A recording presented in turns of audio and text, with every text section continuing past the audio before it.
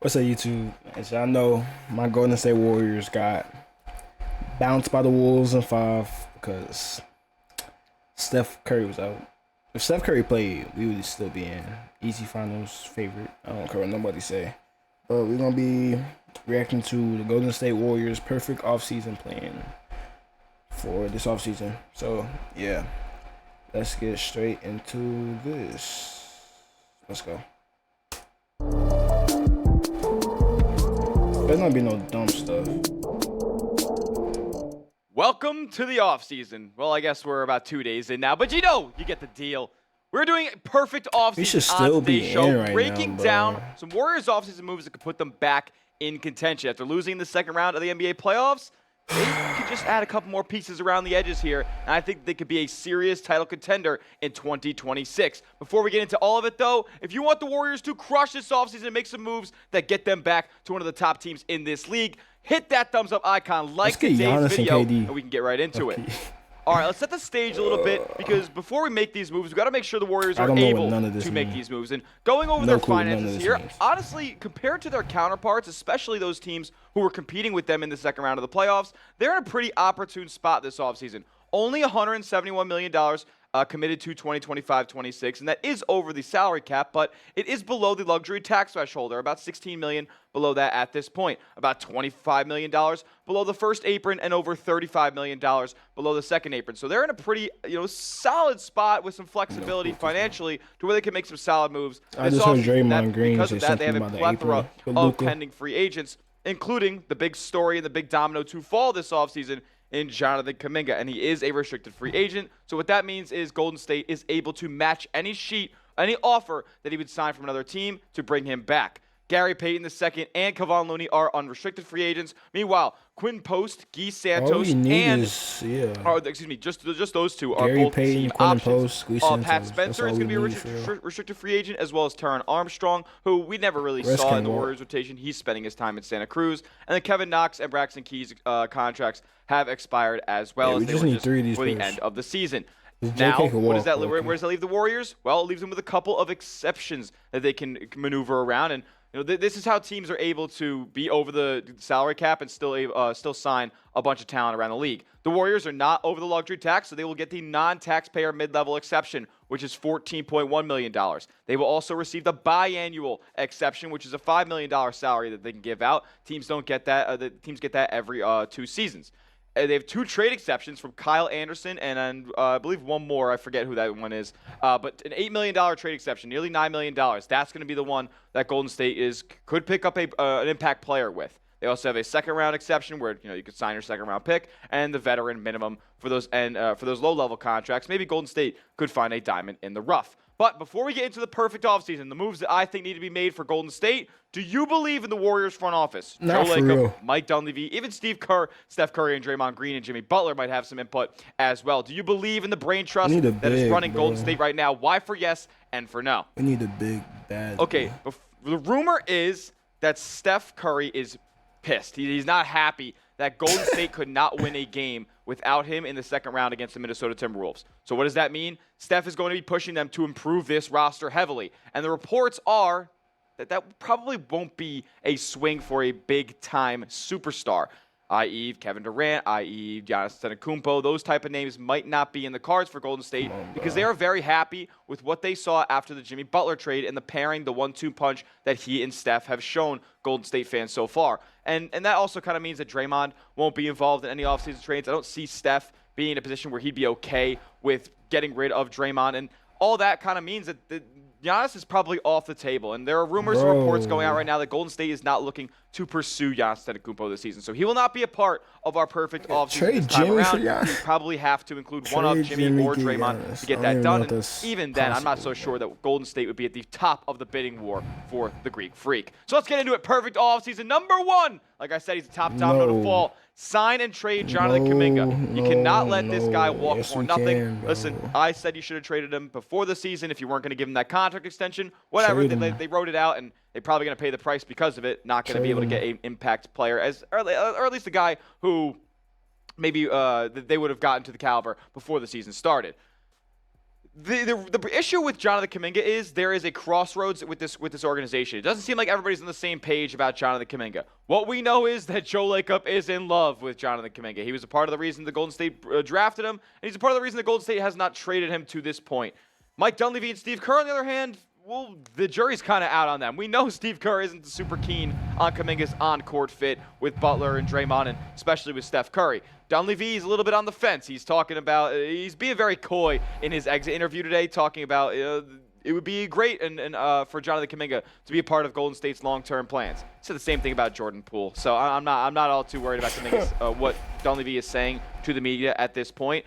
Lacob, though, that's another hiccup to climb. However, the big picture of this quote that we showed you in yesterday's video is this bottom paragraph. Both sides are expected to explore sign and trade scenarios. And then if you look back to the top paragraph, Joe Lacob is not likely to let Kuminga walk away for nothing. He doesn't anticipate a world, and this is from Marcus Thompson of The Athletic, he doesn't anticipate a world where Lacob lets Kuminga walk and Golden State sees nothing back in return. And this is the quote from Mike Dunleavy from his exit interview, where he said, despite him not playing into playoff games, it's very reasonable and actionable for him to come back.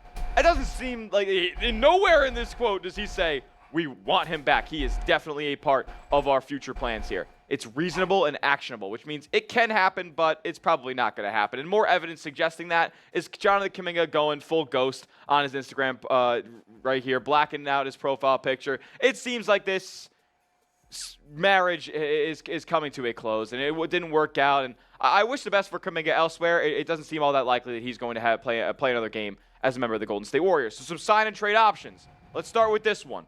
Kobe White of the Chicago Bulls. No. Somebody who I don't think is going to be in the long-term plans over there in Chicago. Somebody who makes $12.9 million and is an easier guy to go out there and acquire per the restrictions that exist per Jonathan Kuminga's sign and trade and him being a restricted free agent and all that stuff. We'll talk about that in just a moment. But Kobe White is a player who Golden State could target here as a guy, another ball handler, another volume scorer, somebody who defenses will go out there and have to guard on a nightly basis. Golden State did not have enough guys in that department this season. So Kobe White is definitely a name that I'm looking out there for. Just 25 years old as well. You could take him into the future. But my guy that I have been beating the drum of all season long, Cam Johnson, go and get him. And this would be a much more difficult name. He is a higher value player than Kobe White is. He makes more money than Kobe White does. And the Nets have money. They can go out there and just sign Kuminga and not have to give up anything. But if Joe Lacob goes out there and threatens to match the offer sheet, then maybe they could be in the business of giving up Cam Johnson. And maybe Cam Johnson himself is in the business of leaving the Brooklyn Nets. At 29 years old, is he going to stick around here for another 5 years of a rebuild? This guy's tasted the NBA Finals already. I would be very keen on bringing him to Golden State because I think he's going to be looking to go out there and win a championship. This will likely have to involve three teams, though, with the way that Kuminga's sign and trade rules are structured. His max salary is nearly $40 million, but in a trade, his new salary would count as 50% of what Golden State is sending out, but 100% of what, 100% of what the other team is taking in. So he's probably going to have to involve a third team of sorts, and the financials are going to have to work out in certain different ways. Maybe you have to offload a Buddy Hield contract as well if Cam Johnson's the guy that you're trying to bring in. But bring me Cam Johnson, man. This is a 40% three-point shooter, 6'8", long wingspan, can finish at the rim. He can defend multiple positions and a very underrated defender at that. This is a big shot taker, shot maker, man. A 20-point per game scorer.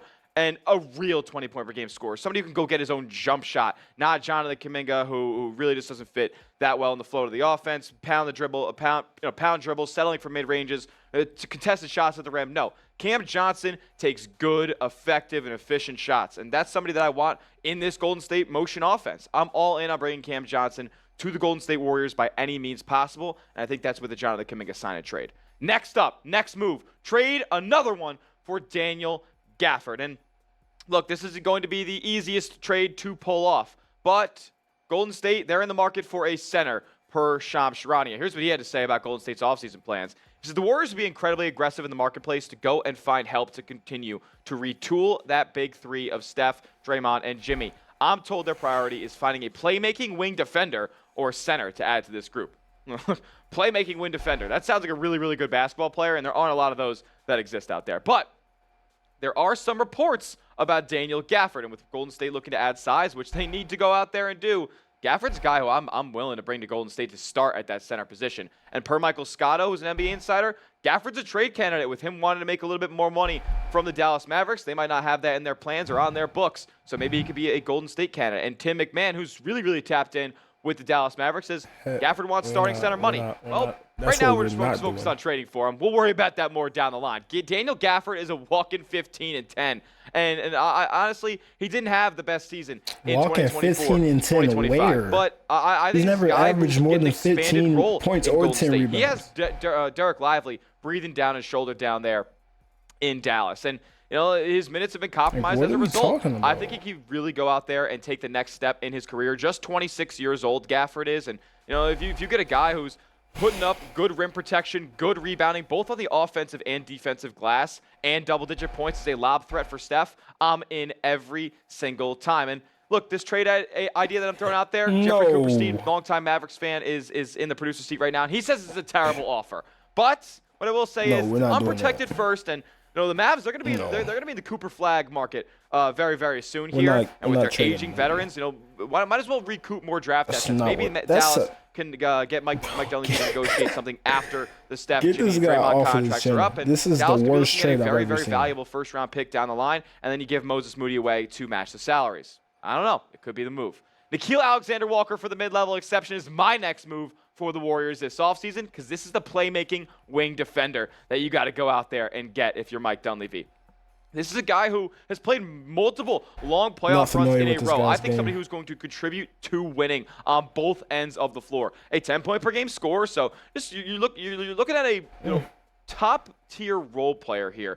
40% three-point shooter. Yeah, 38%. I rounded up. Who cares? But somebody who could also handle the rock as well and has really good measurables who can defend, ones, twos, and threes. 6'5", 205, and has that 6'9" wingspan to be able to jump passing lanes and get your hand in there to create deflections and all that good stuff. Like, he's a very, very underrated defender, and he is a good shooter. Not going to blow you away offensively, but a guy who can create defense for offense and then hit that catch-and-shoot three, which we all love so much in Golden State. 42.5% on that catch-and-shoot on 3.5 attempts this season as well. So I'm incredibly bullish on Nickeil Alexander-Walker's two-way ability and ball-handling ability for Golden State. Somebody who I think is just a plug-and-play guy in Golden State's system. This is your playmaking wing defender that Shams Charania is going out there and addressing. As far as what Golden State is making a priority this offseason, players like Nickeil Alexander-Walker. But some other guys who I've thrown out there, Karis LeVert is another name who could be on the mid-level line as well. So, somebody who can kind of go get theirs, scoring the basketball a little bit more than NAW can.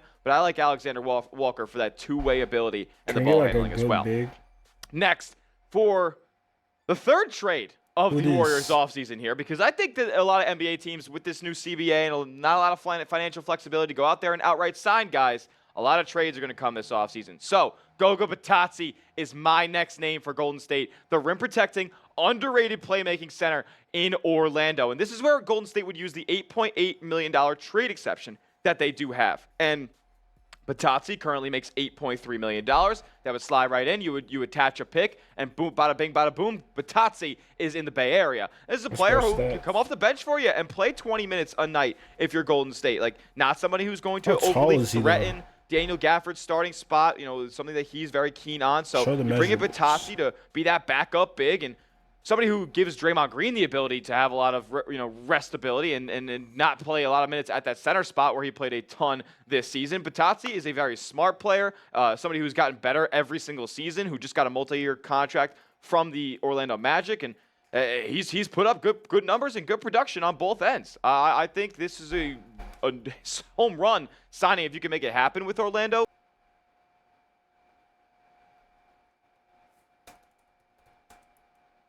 Go Bitadze. You need a 7-footer, bro. How old is? And he's 26. Is that 6'10", 6'11"? We need a 7-footer. This trade exception, and it kills two birds with one stone. Gives you more depth at that spot and doesn't have Draymond Green running a ton of minutes at that center spot. And Golden State can go to that if they want to. If they want to run small, if there's a good matchup available, they have the ability to do it. But I want two solid rotation centers and guys who I could be confident in starting any single night. Batazzi and obviously Gafford at that starting center spot are two guys I'm huge on this offseason. Those are the moves, though. The rest is rest for Curry, Butler, and Draymond Green. They played a long season. They played a huge sprint. Once that Jimmy trade went down, they were sprinting to the playoffs. Like balls to the walls. Every game was acting like their season was on the line, playing the highest level, highest effort basketball of the year. And Steph, like, he played in the Olympics last summer. He didn't even have an offseason in 2024. Now he gets a full offseason to hopefully rehab that hamstring. Hopefully we get no more hiccups like that next season. He's going to be entering his age 38 year. Jimmy's 36. Draymond 35. Like, it's the end of the line for these guys. Hopefully, they can play less minutes next season and less games overall to preserve their bodies for a postseason run. Jimmy, especially, he's going to need time to recover. He just underwent that pelvis injury in the Rockets series. Like, there's no way that he was playing at 100% during the series against Minnesota. He came in ill to Game 4. Like, Jimmy needs a ton of time to recover in this scenario, and Draymond does as well. He needs a ton of time to mentally recover from what he was doing in this postseason. Go find some place to meditate or something. Go on an ayahuasca retreat. Get yourself at peace so you're not getting stacking up technicals and flagrants late in the postseason and threatening yourself to be suspended. Like, get these guys some rest, and hopefully they can play less minutes than they did in 24-25. Here's your potential lineup for Golden State now with all the moves that I made. This team looks pretty damn good. I cannot lie to you. You got Steph, who is going to kind of run a quasi-shooting guard spot for this lineup where you have Jimmy, where you have Draymond kind of initiating the offense and running that point guard position. Obviously, you can bounce back and forth between Steph having that responsibility as well. Cam Johnson is your wing scorer. He can be in the corner. He can come off pin downs. He's a perfect guy to be running around the perimeter along with Steph in this Golden State offense. Good screen setter, big body as well. And, even a better screen setter in the middle with Daniel Gafford, ever to round out the starting lineup.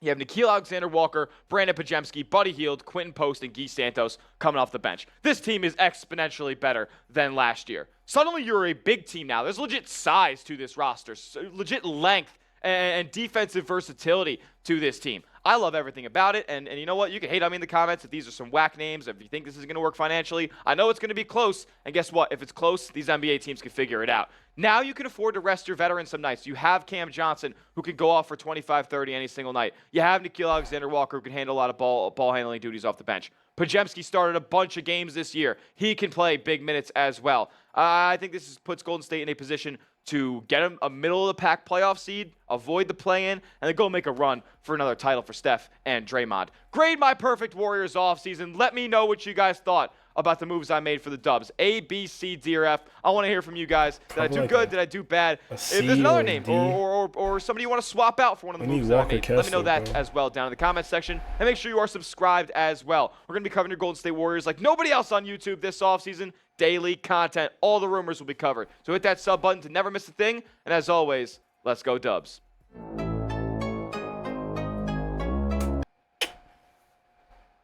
Alright, YouTube. That's about to be it for this video. Deuce. Appreciate it.